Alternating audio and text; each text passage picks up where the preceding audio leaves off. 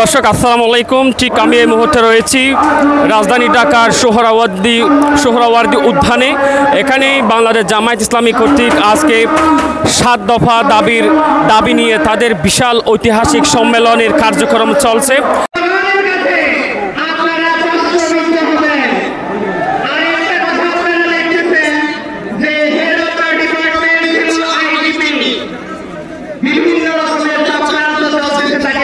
আমরা ইতিমধ্যেই দেখতে পাচ্ছি এখানে বাংলাদেশের আনাচে কানাচে থেকে বাংলাদেশ জামায়াত ইসলামীকে ভালোবাসে এমন নেতাকর্মী সমর্থকেরা এখানে ভিড় জমিয়েছেন।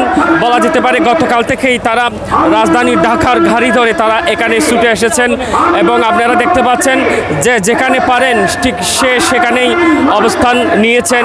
কেউ মাটিতে মাদুর বিছিয়ে তারা সেখানে অবস্থান নিচ্ছেন, বিশ্রাম নিচ্ছেন এবং আলোচনা শুনছেন।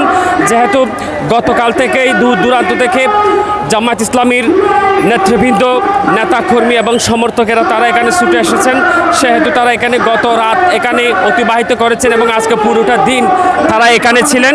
7 দফা দাবিকে সামনে নিয়ে বাংলাদেশ জামায়াত ইসলামী আজকে তাদের সেই ঐতিহাসিক সম্মেলন তারা এখানে করছেন। আপনারা জানেন ইতিমধ্যেই এই সম্মেলনে জুলাই আন্দোলনে নিহতদের পরিবারের মধ্যে অনেকেই এখানে এসেছেন, তারা বক্তব্য রেখেছেন, তাদের মনের আর্তনাদ তারা এখানে বলেছেন।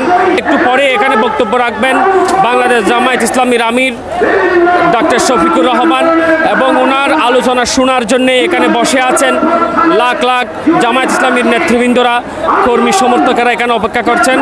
এখনও মানুষ, আমরা যতটুকু দেখতে পাচ্ছি এখানে এখনও মানুষ আসছেন সোহরাওয়ার্দী উদ্যানে। শহীদ ভাইয়ের রক্তের বিনিময় এই বাংলাদেশ জুলাই গণঅভ্যুত্থান 24-এ যে শহীদ হয়েছে, এই শহীদের রক্তের বিনিময় এবং এই ফ্যাসিস্ট স্বৈরাচারের জানি বিচার দূরত্ব আপনার